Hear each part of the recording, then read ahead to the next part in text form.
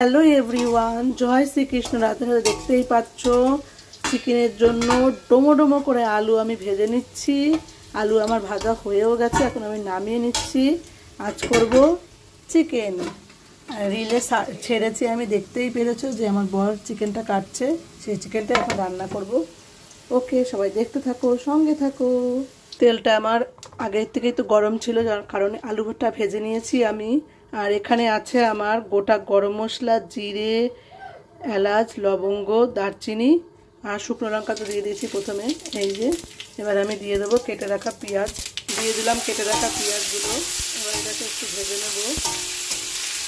দিয়ে দেবো এর মধ্যে নুন। চিকেনটা দিয়ে দিলাম, পেঁয়াজটা ভাজা ভাজা হয়ে গেছিলো।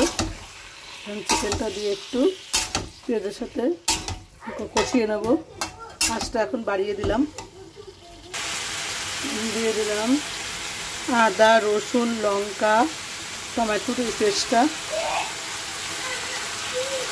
এবার দিয়ে দেবো এর মধ্যে জিরে, ধনে বাটাটাও, হলুদও, নুন আগে দিয়ে দিয়েছি জিরে, ধনে বাটা আর হলুদ গুঁড়ো, আর একটু টমেটো টুকরো রেখেছিলাম সেটাও দিয়ে দিলাম। এবার দিয়ে দেবো আমি এর মধ্যে টক দই, 125 গ্রাম মতো টক দই দিয়ে দিলাম।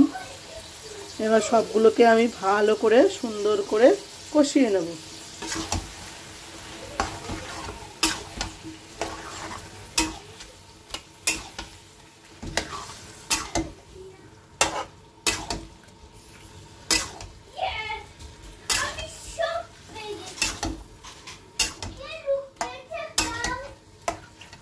এদিকে আমি স্যালাড কেটে নিয়েছি, শসা কাটা হয়ে গেছে। এবার লেটুস পাতাটা কাটবো, আর কাটবো আপেল আর পেঁয়াজটা।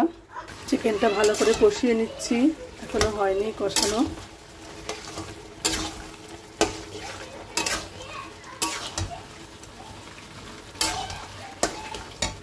সব মশলা কিন্তু গলে গেছে।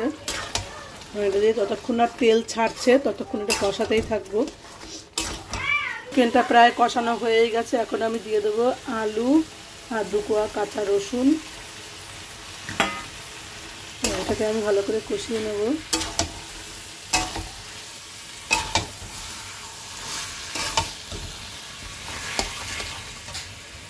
কষানো হয়ে গেলে দিয়ে দেবো গরম জল।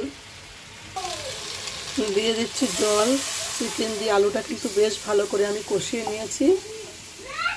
দিয়ে দিলাম জল। এবার এটা ফুটতে দেবো, আরেকটু জল দেবো। এটা ফুটুক,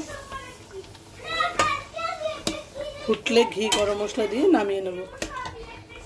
দিয়ে দিলাম ঘি, গরম মশলা গুঁড়ো আর ঘি দিয়েছি, আর একটু দেবো।